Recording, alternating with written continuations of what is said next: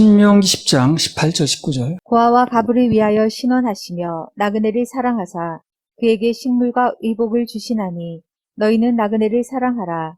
전에 너희도 애굽 땅에서 나그네 되었었음이니라. 그래서 하나님께서는요, 고아와 과부와 나그네 처지에 있는 사람들을 좋아하십니다. 처지를 좋아하는 거예요. 고아 자체를 좋아하는 게 아니에요. 나그네 자체를 좋아하는 게 아니라 그런 처지에 있는 사람을 좋아하신다는 거예요. 이게 잘 구별해야 돼요. 그럼 난 계속 나그네나 돼야겠다. 고아나 돼야겠다. 이게 아니고 그런 처지에 있는 사람, 그런 상태에 있는 사람, 그런 마음가짐이 있는 사람을 좋아한다는 얘기를 하는 거예요. 고아와 과부의 성경이 말하는 특징은 의지할 데가 없다는 그 특징을 얘기를 하는 거예요. 뭐 고아가 되란 얘기도 하는 거 아니고 과부가 좋다는 얘기를 하는 것도 아니에요. 그러나 그들의 특징은 의지할 데가 없다 하는 특징을 얘기를 한다는 거예요. 그러면 하나님께서 어떤 사람들을 도와주시는가? 여기 신명기 10장 18절 19절에 나오죠. 그런 사람 도와주라는 거 아니에요. 신원해 주신다는 거죠. 그럼 왜 그들을 도와주시고 신원해 주시는가? 하나님 외에는 의지할 데가 없는, 오직 주님만을 바라보는 그런 마음을 도와주신다는 얘기를 하는 거예요. 그 사람이 과부가 되라는 얘기가 무슨 뭐 고아가 되라 이런 차원이 아니에요. 그런 게 아니고 그런 마음가짐을 가지고 있는 사람을 도와주신다는 거예요. 고아가 아니래도, 과부가 아니래도 난 주님 외에는 의지할 데가 없습니다. 주님 외에는 바라볼 데가 없습니다. 이거는 남자도 가질 수 있는 마음이에요. 그죠? 난 뭐 남자가 뭐 과부 되겠나? 아니 그런 얘기를 하는 게 아니라니까요. 남자도 그런 마음을 가질 수 있어요. 주님밖에 바라볼 데가 없다 나는. 이 마음이 중요하다는 거예요. 그래서 고아와 과부 같은 마음 상태를 좋아하신다는 거예요. 단 여기서 우리가 알 건 뭐냐면 아무것도 의지할 데 없는 그런 환경을 도와준다는 말보다는 환경이 나쁘지 않아도, 환경이 좋아도, 모든 것이 좋고 풍성해도 오직 고아와 과부처럼 하나님만을 바라보는 그 마음을 도와주신다는 얘기라는 거예요. 그런 환경을 도와준다는 얘기라는 거예요. 그럼 일부러 그런 환경을 만들 필요가 뭐 있나? 그잖아요? 멀쩡히 잘 살고 있다가. 그런 얘기를 하는 게 아니라 그 사람이 고아로 살든 과부로 살든 뭐 부부간에 잘 살든 부자로 살든 그걸 얘기를 하는 게 아닌 거예요. 그런 환경을 얘기하는 게 아니라 그 사람의 마음 상태가 그런 거 의지하지 않고 그런 것 때문에 낙심하지도 않고 오직 주님만을 바라보는 상태, 요거를 좋아한다는 얘기라는 거예요. 하나님께는 환경이 중요한 게 아니라 마음이 중요합니다. 마음이 중요해요. 부자가 되어도 마음만 변하지 않으면 돼요. 조금 어려워도 낙심하지 않고 주님 바라보면 되는 거예요. 그럼 얼마든지 이제 누리면서 살 수 있게 해주시는 거죠. 근데 문제는 환경이 좋아져도 또 뭐 좀 넉넉해져도 여전히 고아와 과부처럼 막 사모하는 마음을 그 갖기가 쉽지가 않다는 거죠. 그런 사람 별로 없다는 게 문제가 있어요. 환경이 나쁠 때는 주여 주여 하다가 환경이 풀리면 나요 나요 그러죠. 그래서 늘 말하듯이 예방이 중요하고 예방이 중요한 거예요. 신사적으로 환경이 좋아도 여전히 주님만 바라보고 뭐 내 주위에 모든 게 많이 있어도 그런 걸 믿고 있는 게 아니라 오직 난 주님 바라볼 때밖에 없어. 주님이 다 해주셔야 되는 거지 내가 이런 거 믿을 게 못 돼. 이 마음을 유지하는 게 중요한 거예요. 그 마음이 있는 사람은 좀 안 돼도 또 낙심하지 않아요. 어차피 주님 의리하는 마음은 똑같으니까. 할렐루야. 우리 하나님께 박수 올려주세요. 신명기 10장 20절에서 22절. 내 하나님 여호와를 경외하여 그를 섬기며 그에게 친근히 하고 그 이름으로 맹세하라. 그는 내 찬송이시오 내 하나님이시라. 내가 목도한 바 이같이 크고 두려운 일을 너를 위하여 행하셨느니라. 애굽에 내려간 내 열조가 겨우 70인이었으나 이제는 내 하나님 여호와께서 너를 하늘의 별같이 많게 하셨느니라. 이런 본문은 굳이 설명이 필요 없어요. 그냥 선포하면 되는 거예요. 여러분 아멘만 하면 되는 거예요. 신명기 10장 20절에 내 하나님 여호와를 경외하여 그를 섬기며 그에게 친근히 하고 그 이름으로 맹세하라 그랬죠. 경외하고 섬겨라. 아멘 하면 돼요. 그분과 친하세요. 아멘. 이러면 되는 거예요. 이거는 설명이 필요 없는 거예요. 이런 거는. 그냥 선포하고 아멘 하면 되는 거예요. 늘 하나님 예배하라고 말이야. 한마디로. 그 다음에 신명기 10장 21절에 그는 네 찬송이시오 네 하나님이시라. 네가 목도한 바 이같이 크고 두려운 일을 너를 위하여 행하셨느니라. 그걸 늘 그 이름을 찬송하라는 거죠. 우린 그렇게 하면 되는 거예요. 그건 늘 그 이름 찬송하면 되는 거예요. 그래서 예배를 그렇게 드리고 그렇게 찬송을 올려드리면 그분은 받으십니다. 그분을 수신으로 하는 거니까 받으시고 크고 놀랍고 신기한 일을 우리에게 이제 해주시는 거죠. 기도도 해야 되겠습니다만 찬송도 많이 하세요. 그렇더라고. 기도를 많이 하니까 늘 기도할 일이 생기더라고. 찬송을 좋아하니까 찬송할 일이 생기더라고. 기도할 일보다 찬송할 일이 더 좋은 거 아닌가? 기도하지 말라는 게 아니에요. 기도하면 하늘문이 열리니까. 오해하지 마세요. 그러나 찬송을 하면 찬송할 일이 생긴다는 얘기를 하는 거예요. 신명기 10장 22절. 애굽에 내려간 네 열조가 겨우 70인이었으나 이제는 네 하나님 여호와께서 너를 하늘의 별같이 많게 하셨느니라. 그래서 우리 예배와 찬송을 받으신 하나님께서는 크고 놀랍고 신기한 일들을 행하십니다. 누르고 흔들어 넘치도록 보여주시. 오늘 본문에 나온 것처럼 70명이었는데 결국 하늘의 별과 같이 많게 해줬다는 것. 그런 얘기를 하십니다. 우리도 예배 성공하면 다 그렇게 해주십니다. 우리는 꼭 이 땅에서만 결산을 다 본다는 게 아니니까. 영혼에 가서 또 결산이 또 있으니까. 그렇게 하실 하나님께 박수 올립니다. 신명기 11장 말씀 보십시다. 1절에서 7절. 그런즉 네 하나님 여호와를 사랑하여 그 직임과 법도와 규례와 명령을 항상 지키라. 너희의 자녀는 알지도 못하고 보지도 못하였으나 너희가 오늘날 기억할 것은 너희 하나님 여호와의 징계와 그 위엄과 그 강한 손과 표심팔과 애굽에서 그 왕 바로와 그 전국에 행하신 이적과 기사와 또 여호와께서 애굽 군대와 그 말과 그 병거에 행하신 일 곧 그들이 너희를 따를 때에 홍해물로 그들을 덮어 멸하사 오늘까지 이른 것과 또 너희가 이곳에 이르기까지 광야에서 너희에게 행하신 일과 루벤 자손 엘리압의 아들 다단과 아비람에게 하신 일 곧 온 이스라엘의 한가운데서 땅으로 입을 열어서 그들과 그 가족과 그 장막과 그를 따르는 모든 생물을 삼키게 하신 일이라. 너희가 여호와의 행하신 이 모든 큰 일을 목도하였느니라. 그래서 성경에 보면 하나님을 사랑하느냐의 기준은 뭘로 기준하느냐? 하나님께서 그분의 말씀을 마음에 두느냐 여부로 판단을 하셔요. 우리가 주님 사랑합니다. I love you 얘기 다 해도 그분은 분명한 기준이 하나 있어요. 저 사람이 또는 제가 정말 나를 사랑하느냐 하는 기준이 뭐냐면 그분이 하신 말씀을 마음에 두느냐고요. 그걸 가지고 사랑하느냐 여부를 판단을 합니다. 왜? 사랑하면 당연히 말을 마음에 두는 거예요. 그렇겠죠? 그 사람이 사랑하는데 그 사람을 사랑하는 그 사람 말을 나는 마음에 두지 않는다. 있을 수 없습니다. 그 사람을 사랑하면 반드시 그 사람 말이 내 마음에 있게 마련이에요. 근데 나 저 사람 무지하게 사랑해. 근데 저 사람 하는 말 내 마음에 전혀 안 들어와. 없어. 이건 잘못된 얘기입니다. 그럴 수가 없어요. 사랑하면 반드시 그 말도 마음에 있게 마련이라. 그 반대면 그 말도 마음에 두지 않는 것이고. 그러니까 하나님께서는 그렇게 판단하시는 거예요. 나를 사랑하나 여부를 다른 걸 가지고 하는 게 아니라 그 하나님 말씀이 이미 선포된 게 있는데 그 말씀을 늘 듣는데 그 말씀을 마음에 두느냐 여부라. 근데 그 말씀이 안 두면은 사랑하는 게 아닌 거예요. 나를 사랑한다고 얘기를 하는데 내 말은 전혀 마음에 없어. 그럼 그 무슨 사랑인가 그게. 그 사람이 한 말이 마음에 있어야 관심이고 사랑이고 그런 거지. 그 상대를 사랑하면 반드시 그의 말을 마음에 두게 돼 있다는 거예요. 그리고 그 상대를 사랑한다면 그 말을 어떻게든 해보려고 하는 거고. 꺾으려고 그러는 게 아니라 그 말을 어떻게 해보려고 하는 거예요. 그 말들이 이루어지게 해보려고 그러는 거예요. 사랑하면 그렇게 되는 거 아니야? 그 말이 어디 나오냐? 요한복음 14장 21절. 나의 계명을 가지고 지키는 자라야 나를 사랑하는 자니 나를 사랑하는 자는 내 아버지께 사랑을 받을 것이요 나도 그를 사랑하여 그에게 나를 나타내리라. 나의 계명을 가지고 지키는 자라야 나를 사랑하는 자야. 이게 무슨 말이야? 내 말이 네 마음에 있어야 나를 사랑하는 거야. 내 말이 네 마음에 있지도 않은데 뭘 사랑하냐? 이런 얘기죠. 간단히 말하면. 나의 계명을 가지고 지킨다는 건 내 말이 그 마음에 있다는 얘기거든. 그래서 내 말이 네 마음에 있을 때에 그때 네가 나를 사랑하는 거야. 그렇다면 나도 너를 사랑하겠다는 거야. 그래서 아버지께 사랑을 받을 것이요 나도 그 사랑하여 그에게 나를 나타내겠다는 거거든요. 간단히 말하면 하나님께서 당신의 말씀에 순종하는 자에게 그 전에 그 말씀이 그 마음에 있는 자에게 나타나시겠다는 거예요. 주님의 말씀에 순종한다면 당연히 그분을 사랑하는 거거든요. 그래서 당신을 사랑하는 사람과 뭘 좀 해보겠다는 거죠. 그 얘기입니다. 나를 사랑하는 사람은 뭘 좀 해보겠다는 거예요. 사랑하지도 않는 사람은 뭘 합니까? 그 자체가 지금 핀트가 잘못 맞은 건데. 나를 사랑하는 사람하고 뭘 해보겠다는 얘기를 하시는 거지.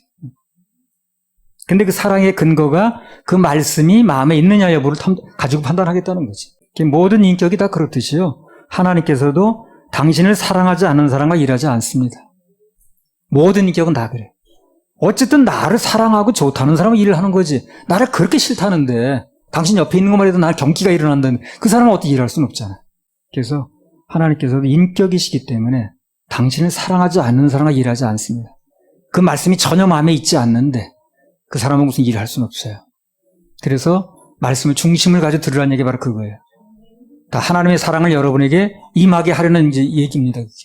그 말씀이 그 마음에 없으면 사랑하고 관계가 없는 거니까 그 말씀을 마음에 두라는 얘기는 결국 하나님의 사랑을 그 마음에 좀 넣자는 얘기를 하는 거예요. 끌어들이자는 얘기를 하는 거예요.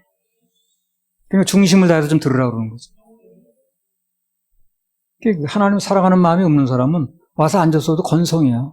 말씀이 전혀 듣지 못해. 들어가지도 않아. 그러면 그 말씀이 들어가지 않는 사람하고 뭘 하겠어요? 참 세월이 아깝죠. 여러분 같으면 그렇게 하겠습니까? 인격은 다 마찬가지입니다. 그래서 하나님께서 어떤 사람을 쓰실 때는 복을 주시든 일을 하시든 뭘 하든 간에 반드시 한번 시험을 해보는데 그게 뭐냐면 누구를 더 사랑하느냐. 먼저 사랑 시험을 먼저 해봅니다. 사랑 시험. 사랑 시험을 먼저 해서 그게 합격해야 뭘 해도 하는 거예요. 진도가 나가는 거예요. 다른 시험보다도 사랑 시험에 합격을 해야 그래야 그 다음 진도가 나가고 일을 맡겨도 맡긴다는 겁니다. 창세기 22장에 보면 아브라함이 이삭을 드리죠. 그죠? 번제로 드린다는 거예요. 그 당시에 번제로 드린다는 거는 칼을 가지고 찔러가지고 다 각을 내가지고 이런 식의 이제 얘기를 하는 거거든요. 그렇게 하려고 그랬지, 아브라함이야. 그럼 그 아들을 사랑하지 않아서 그런 겁니까? 그렇지가 않죠. 그럴 리가 없습니다. 그거 어떻게 얻은 아들인데. 그가 아들보다는 하나님도 사랑한다는 게 그게. 그 얘기를 하는 거예요. 아들보다는 하나님도 사랑스럽다는 얘기를 하는 거 아니에요. 사랑의 시험에서 나는 아들보다는 하나님을 우선순위 두겠다는 얘기를 하는 거거든. 그럼 보기 좋게 합격하는 거예요. 그럼 그 아들 가져갔습니까? 그렇지 않아요. 그런 맥락에서 볼 때 사울 왕하고 이 다윗의 결정적인 차이는 하나님께 대한 사랑의 차이라 이 사람. 그 사랑의 차이가 뭘로 나타났습니까? 말씀에 대한 순종의 차이로 나타나는 거예요. 사울 왕이나 다윗이나 뭐 난 하나님 싫어합니다. 사울이 이렇게 말한 적은 없어요. 그러나 그런 거 가지고 기준하는 게 아니고 립서비스 가지고 기준하는 게 아니라 그 사람 마음속에 하나님 말씀이 있느냐 없느냐는 거거든요. 하나님 말씀이 있느냐 없느냐는 뭘 가지고 증명합니까? 순종력으로 나타난다는 거예요. 다윗은 하나님 말씀 순종을 하는 거예요. 근데 사울은 그렇게 명령을 해도 말씀을 순종하지 않는 거예요. 궁극적으로 그 말씀이 마음에 없는 거죠. 그래서 그 사람 버림받는 거예요. 쓸 수 없는 거예요. 나를 사랑하지 않는 사람하고 무슨 일을 하기는 어렵거든. 교회도 그런 것 같아. 교회도 결국은 뭐 숫자가 얼마든 무슨 뭐 관계없이 뭘 사랑하는 사람끼리 일을 해내는 거예요. 사랑하는 사이가 되게 되면 고통이 와도 고난이 와도 다 감당이 돼. 사랑하는데 뭘. 근데 그게 안 되면 그 고통이 너무 커 보이는 거야. 그리고 조금만 일이 벌어져도 너무 그게 그냥 짐이 무거워 보이고 번거롭고 짜증스럽고 시달리고 그러거든. 그냥 일을 못 하는 거지. 근데 사랑하면 좀 일이 힘들어도 사랑하는데 뭐. 순종이라는 말을 다른 말로 표현하면 사랑의 시험지입니다. 그게. 사랑의 시험지예요. 그래서 순종은 정답, 불순종은 오답 그런 거지 뭐. 그 사울은 오답을 내니까 합격이 안 되니까 쓸 수 없는 거예요. 합격이 돼야 뭘 하든가 말든. 그런데 그 모든 바탕이다. 누구를 사랑하느냐 하는 문제고 또 그 말씀이 마음에 있느냐 문제거든. 말씀이 마음에 있으면 나 자꾸 영향을 주거든, 말씀이. 그리고 내가 좀 이런 판단을 잘못하려고 해도 말씀이 날 자꾸 찌르거든. 그냥 말씀을 따라갈 수밖에 없는 거야. 아니 누가 나에게 무슨 말을 했어. 뭘 부탁한다고 얘기를 했던가 근데 내가 그 사람의 마음이 있다고 그런다면 그 말이 자꾸 날 찌르는데 뭐. 자꾸 말을 뒤를 잡아다니는데 뭐. 연민의 정이 생기게 하는데 뭐. 하나님과 우리 사이에 그렇다는 거예요. 그분이 말씀하신 그게 좀 내 마음에 있어야 뭘 하는 거지. 전혀 그 말이 마음에 없다는데 뭘 하냐고 그 사람은. 그래서 사랑의 시험을 하는데 그 사랑의 시험의 이 근거가 뭐냐면 이제 그 말씀인 거예요. 말씀이 마음에 있느냐. 그래서 있는 사람은 순종이 되면 합격을 하는 거고 불순종하면 그건 뭐 불합격인데. 마태복음 7장 24절에 27절. 그러므로 누구든지 나의 이 말을 듣고 행하는 자는 그 집을 반석 위에 지은 지혜로운 사람 같으리니 비가 내리고 창수가 나고 바람이 불어 그 집에 부딪히되 무너지지 아니하나니 이는 주초를 반석 위에 놓은 연고요. 나의 이 말을 듣고 행치 아니하는 자는 그 집을 모래 위에 지은 어리석은 사람 같으리니 비가 내리고 창수가 나고 바람이 불어 그 집에 부딪힘에 무너져 그 무너짐이 심하니라. 예. 그래서 이런 말씀을 기초로 한다면 순종하면 그 신앙은 뭐가 튼튼하다는 거예요. 기초가 튼튼해진다는 기초가. 기초가 튼튼하다 보니 건물이 높이 올라갈 수 있겠죠. 불순종은 기초 자체가 튼튼하지 않아. 그 말씀이 근거한 게 아니기 때문에. 그래서 건물을 지을 수도 없고 혹시 지어져도 곧 무너집니다. 그거는. 무너지면 이렇게 심해요. 그래서 이 신명기 11장의 주제가 이제 앞으로 몇 시간에 걸쳐서 할 텐데 이 주제가 사랑과 순종은 불가분의 관계에 있다는 겁니다. 사랑과 순종. 사랑하면 그 말을 들어주게 돼 있어요. 그 사람 말이 무서워서 듣는 게 아니라 사랑하면. 신명기 11장 2절에서 5절. 너희의 자녀는 알지도 못하고 보지도 못하였으나 너희가 오늘날 기억할 것은 너희 하나님 여호와의 징계와 그 위엄과 그 강한 손과 표심팔과 애굽에서 그 왕 바로와 그 전국에 행하신 이적과 기사와 또 여호와께서 애굽 군대와 그 말과 그 병거에 행하신 일 곧 그들이 너희를 따를 때에 홍해물로 그들을 덮어 멸하사 오늘까지 이른 것과 또 너희가 이곳에 이르기까지 광야에서 너희에게 행하신 일과 3절과 4절에 보면 하나님께서 애굽에서 바로와 그 전국에 행하신 이적과 기사와 또 여호와께서 애굽 군대와 그 말과 병거에 행하신 일, 곧 그들이 이스라엘 백성을 쫓을 때 홍해물로 그들을 덮어 멸하시고 오늘까지 이른 것 등등 하나님께서 하신 일들을 기록을 해놨습니다. 그런데 그런 것보다도 제일 먼저 기억할 게 있다는 거예요. 그게 이제 2절에 나옵니다. 아주 깊은 뜻이 있어요. 신명기 11장 2절 다시 한번 읽어보세요. 너희의 자녀는 알지도 못하고 보지도 못하였으나 너희가 오늘날 기억할 것은 너희 하나님 여호와의 징계와 그 위엄과 그 강한 손과 표심팔과. 그래서 하나님께서 이렇게 그 기적을 베푸시고 이적과 표적을 행하시고 한 일을 이제 얘기를 하셨는데, 말씀하셨는데, 그 전에 꼭 기억할 게 있다는 얘기를 하는 거예요. 뭐냐면, 너희가 오늘날 기억할 것은, 뭘 먼저 기억하라는 얘기냐 하면요. 방금 신명기 11장 2절에 나온 대로, 오늘날 기억할 것은 너희 하나님 여호와의 징계, 그 위엄, 강한 손과 표신팔, 그걸 기억하라는 거예요. 그러니까 당시 이스라엘 백성들이 이 여러 가지 기억할 것 중에서 이런 것들 먼저 기억하라고 기록하신 이유가 뭐냐면 모든 것에 앞서서 하나님을 경외하고 두려워하는 마음이 있어야 된다는 얘기를 하는 거예요. 그분은 징책하실 수 있고 해처리도 주실 수 있고 매도 되실 수 있는 분이라는, 이걸 먼저 알고 있으라는 거예요. 그래 놓고 그 다음 얘기를 하자는 거예요. 그래서 그걸 제일 먼저 기억하라고 하는 거예요. 징계와 위엄과 강한 손과 표신팔, 이런 것들을 먼저 알고 그 다음 얘기를 하자는 거거든. 그걸 먼저 기억해야 된다는 거예요. 모든 것에 앞서 신앙생활이 그래요. 모든 것, 복을 받고 무슨 뭐 문제가 해결되고 응답받고 그런 얘기도 나올 수 있습니다만 가장 기본적인 게 그분을 경외하는 마음이 있어야 돼요. 그게 없이 일이 되면은요, 롤러코스터라. 좋아졌다 나빠졌다 그냥. 중심이 안 잡혀, 중심. 그래서 하나님을 경외하고 그분을 두려워하는 마음이 있어야 됩니다. 그래야 교회 밖에서 나가서도 그게 함부로 나가지 않는 거예요. 하나님을 두려워하는 마음이 있는데 그분이 내 옆에 계신다는데 그 사람이 엉뚱한 짓을 하겠어요, 뭐. 그래서 하나님은 사랑이 맞는데 사랑이신 반면에 그러나 잘못하면 징계도 하신다는 거, 그걸 알아야 돼요. 그래서 징계 얘기가 먼저 나오는 거예요. 그걸 먼저 알아야 된다는 거예요, 순서적으로. 하나님 무서운 줄 모르고 그냥 그분의 사랑만 알고 그분의 손맛이나 기적만 알게 되면 필경 잘못되기 쉬워요, 사람이. 그런 애 안 일어나 봐요. 그러면 맨날 무슨 하나님 있니 없니 이런 소리 하고 앉았지. 그래서 하나님의 축복, 은혜 뭐 다 중요합니다. 그러나 그 전에 그분은 무서운 분이라는 거, 징계할 수 있는 분이라는 거, 회초리도 드실 수 있다는 거, 이걸 먼저 알 필요가 있어요. 그럼 그 사람은 매사에 하는 게 굉장히 조심스럽습니다. 함부로 하지 않아요. 버릇없는 교인이 될 수도 없고. 그래서 이스라엘 백성들에게 그 과거 이적을 얘기하면서, 그러나 내가 먼저 기억할 것, 하나님 징계하신 하나님이다. 잘못하면 채찍도 들을 수 있다. 근데 이스라엘 백성이 그들이 그걸 기억을 잘 못했어요. 그 나라도 망하고 팔려가고 그런 거예요. 그걸 먼저 기억했어야 되는 건데, 기억했다면은 그들이 이렇게 우상을 섬기고 문하세 같은 인물이 나올 수 없겠지, 그죠? 기억하지 않은 거예요. 그걸 먼저 기억하라고 했는데도.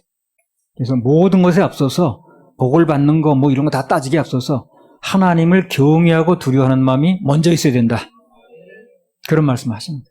사랑하시는 분이시지만 그러나 잘못하면 징계도 하신다. 징계 얘기가 먼저 나왔습니다. 하나님의 사랑도 은혜도 축복도 다 우리가 얘기해야 되고 또 알아야 되겠지만 먼저 하나님께서 얼마나 실력 있으신 분인가, 무서운 분인가, 우리 인생에 잘못되면 채찍을 드는 분인가, 이게 먼저 알 필요가 있어요. 그럼 그 사람은 그렇게 잘못되지 않더라고요. 그리고 그렇게 함부로 하지도 않더라고요. 하나님을 경외하는 마음, 그것이 밑바탕에 깔려 있어야 그래 어떤 경우에 뭘 하든지 크게 길을 벗어나지 않죠. 돈을 많이 벌든 아니 없어서 쩔쩔매든 뭔가 갑자기 올라가든 아니면 내려가든 그게 요동치지 않아요. 어떤 경우가 됐든 하나님을 경외하는만 잃지 않으면 안전합니다. 안전합니다. 뭐 하나님과 우리 관계도 그렇고요. 어떤 사이든 마찬가지예요, 이게. 그 관계가 좀 오래 가려면 먼저 상대를 좀 어려워하기도 하고 존경하는 마음이 있어야 돼요. 그래 오래 갑니다. 상대를 좀 어렵고 무서워하는 마음이 있어야 오래 가는 거지. 그게 없어가지고 막 함부로 막 거리면 그 관계를 얼마 못 가서 실증 납니다. 깨지기가 쉬워요. 부부 관계도 그렇고 부모 자식 관계도 그렇고 조금 어려운 관계가 유지돼야 돼요. 그게 너무 뭐 너나 나나 이래도 버리면 그 관계가 얼마 못 가요. 결혼 대상자를 고를 때도 마찬가지입니다.